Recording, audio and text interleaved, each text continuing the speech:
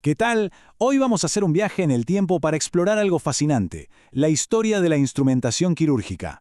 Vamos a ver cómo empezó todo y cómo fue evolucionando, especialmente aquí en Argentina, para entender el tremendo legado que están a punto de recibir.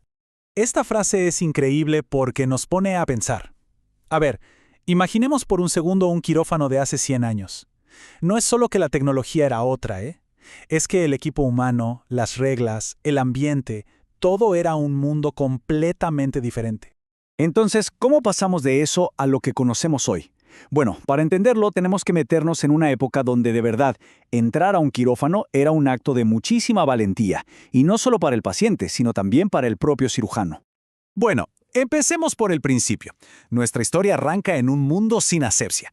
Y créanme, entender cómo era la cirugía en ese entonces nos deja clarísimo por qué esta profesión no solo es importante, sino que era desesperadamente necesaria.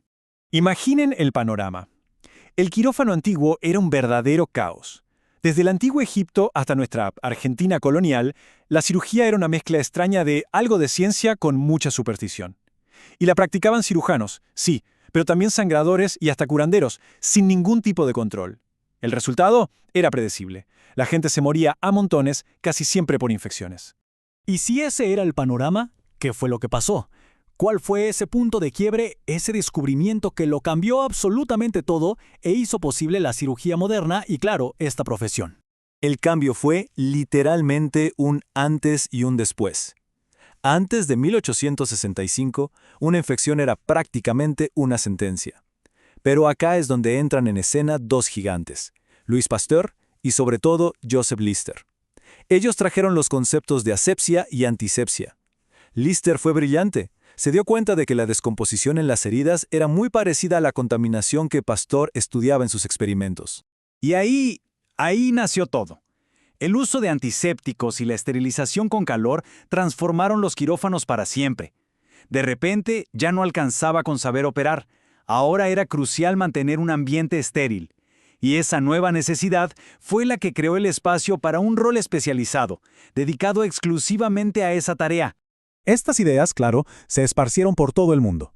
Y aquí, en Argentina, hubo cirujanos visionarios que no solo las adoptaron, sino que empezaron a darle una forma concreta al rol del instrumentador quirúrgico. Uno de esos pioneros fue el doctor Guillermo Bosch Arana, un verdadero adelantado. Él desarrolló lo que llamó la técnica quirúrgica sincronizada, que era, se imaginó un asistente que se anticipara a cada movimiento del cirujano, que se comunicara por señas, sin hablar, para que la operación fuera más rápida, más segura y más eficiente. Pero si hablamos de gente que revolucionó la cirugía, es imposible no mencionar a los hermanos Enrique y Ricardo Finocchietto. Su disciplina y su genio para inventar simplemente transformaron la práctica en el país. Lo que ellos creaban eran soluciones ingeniosas. Un ejemplo perfecto es el separador intercostal Finocchietto, un diseño pero tan bueno que se usó en todo el mundo. De hecho, fue equipamiento obligatorio en la Marina de Estados Unidos durante la Segunda Guerra Mundial.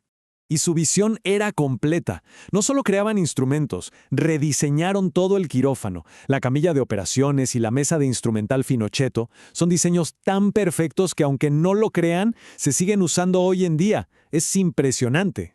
Con cirugías cada vez más complejas, ya no alcanzaba con aprender al lado del cirujano, mirando. Hacía falta una educación estructurada, formal. Y así empezó la profesionalización. Fue un camino progresivo. Arrancó con cursos informales, en los 40, impulsados, otra vez, por los Finocchietto. En 1945 nació el primer curso formal. En el 61 se creó la primera escuela oficial. En los 80 surgieron las escuelas privadas y el gran salto llegó en 2003 con la creación de la licenciatura universitaria. El doctor Benaim, que fue el primer director de esa escuela pionera, describió esta relación de una forma hermosa. Él hablaba de una comunicación espiritual, de un entendimiento tan profundo que la operación podía fluir casi en silencio, porque el instrumentador ya se estaba anticipando a cada necesidad del cirujano. A medida que crecía el número de profesionales, surgió una nueva necesidad, la de unirse. Era el momento de luchar juntos por estándares, por derechos y por el reconocimiento oficial de la profesión. Y ese fue el origen de la ADI, la Asociación Argentina de Instrumentadoras, fundada en 1969. Fue un momento clave. Por primera vez, había una voz colectiva para pelear por avances científicos y legales, y el impacto se vio enseguida. Organizaron jornadas y para 1981, su primer Congreso Nacional junto a más de 700 profesionales, demostrando la fuerza que tenía esta comunidad. El contraste acá es muy potente. Por un lado, vemos la enorme convocatoria de ese primer congreso, y por el otro, la sede propia de la AADI, un hogar físico para la profesión. Es la imagen perfecta de cómo se pasó de ser un movimiento a ser una institución consolidada. Y todo este camino nos trae al presente. ¿Cómo es el profesional de hoy? Y lo que es más importante, ¿qué significa todo este legado para quienes están comenzando su carrera? El cambio de paradigma es total. Miren, en los años 50 se buscaban ciertos atributos personales, habilidad manual, pulcritud, un carácter sereno.